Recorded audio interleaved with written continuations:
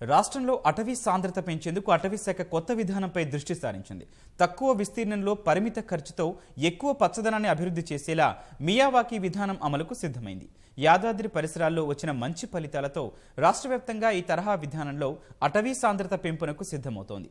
Miyawaki విధానంతో వర్షపు నీరు భూమిలోకి ఇంకడం సహా జీవ వైవిధ్యానికి తోడ్పడుతుందని భావిస్తోంది. ఆకుపచ్చ తెలంగాణయే లక్ష్యంగా హరితహారం కార్యక్రమాన్ని చేపట్టిన ప్రభుత్వం అటవీయేతర అటవీ ప్రాంతాల్లో పెద్ద ఎత్తున మొక్కలు నాటి వాటి సంరక్షణకు చర్యలు చేపడుతోంది. క్షీణించిన అటవీ ప్రాంతాల్లో పచ్చదనం పెరిగేలా అటవీ పునరుజ్జీవన సహా వివిధ చర్యలు చేపట్టింది. వాటితో పాటు తక్కువ విస్తీర్ణంలో దట్టమైన పచ్చదనం పెంచేలా మియావాకీ విధానంలో వినూత్న ప్రయత్నం చేస్తోంది. తక్కువ భూమిలో కొద్ది ఖర్చుతో ఎక్కువ మొక్కలు నాటి దట్టమైన పచ్చదనాన్ని పెంచడమే మియావాకీ విధానంలోని ప్రత్యేకత.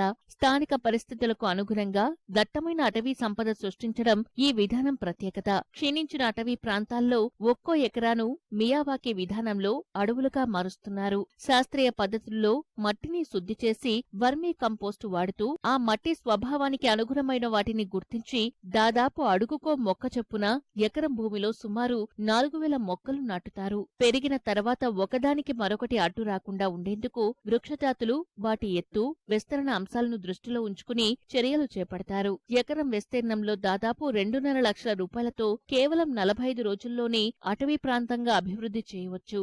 ఆవు పేడ, మూత్రంతో తయారు చేసే జీవామృతం వంటి స్థానిక విధానాలు అందులో జోడిస్తున్నారు.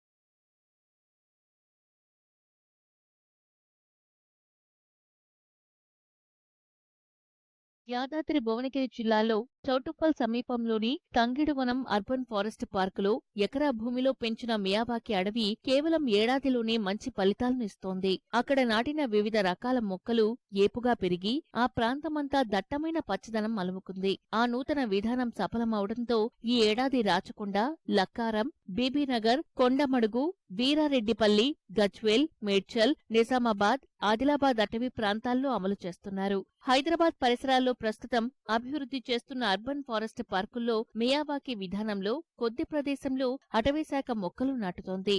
రాష్ట్ర వ్యాప్తంగానూ మరికొన్ని చోట్ల ఇదే విధానాన్ని అమలు చేసేందుకు సిద్ధమైంది. అర్బన్ పార్కులకు వచ్చే సందర్శకులు, విద్యార్థులకు ఈ విధానంపై అవగాహన పెంచాలని అటవీశాఖ నిర్ణయించింది.